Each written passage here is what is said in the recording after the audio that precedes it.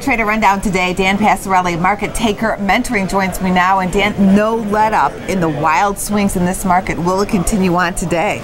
Yeah, I think it's going to continue on today. It's going to continue on next week. It's going to continue on for a long, long time. And maybe the wild swings in the market are become the new norm. Now, Alibaba is one of the stocks that you are watching. Earnings came out this week.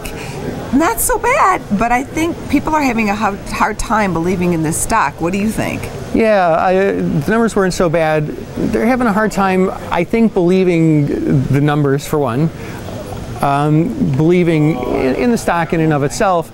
But it is a little bit of sort of a barometer. You know, it's one of those stocks that kind of give us a little bit of insight as to, well, what may be going on with the Chinese economy and ultimately with the Chinese stock market, because that's, you know, like it or not, that's one of the factors that's been driving what our stocks do. That is a very good point. If Alibaba would have come out and noted strong weakness, then that could have been a big problem for the market. Yeah, it could have been a big problem for the Chinese market. It could have been a big problem for our market likewise. Okay, let's talk about what's going on with volatility in this market. You mentioned that we're likely to continue to see some big fluctuations. What is the VIX telling you? Yeah, I mean, we've seen the VIX over 20 for a while. 20 is the number that a lot of people cite, rightly or wrongly in my opinion, you know, but if the VIX is over 20, that means the market is really volatile and volatility is expected. Yeah, I somewhat agree with that sentiment in this case, maybe for other reasons besides just simply the VIX.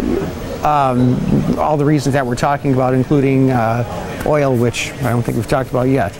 What do you think about oil? Because it has been climbing higher. Yeah, I mean, as everyone knows, oil's really taken it on the chin for the last, several months. It's been a while now. It's been a while. And, you know, it sort of looked like we were bottoming out a little bit last week, and we dipped a little bit lower. I personally was shorting some of the 9.5 strike puts that expire tomorrow. I did that, about 2 weeks ago? And here we are, as of yesterday, trading exactly 9.5 in USO. I'm talking about in the oil ETF. USO. Yeah. Would you be a buyer or a seller over the overall stock market, Dan?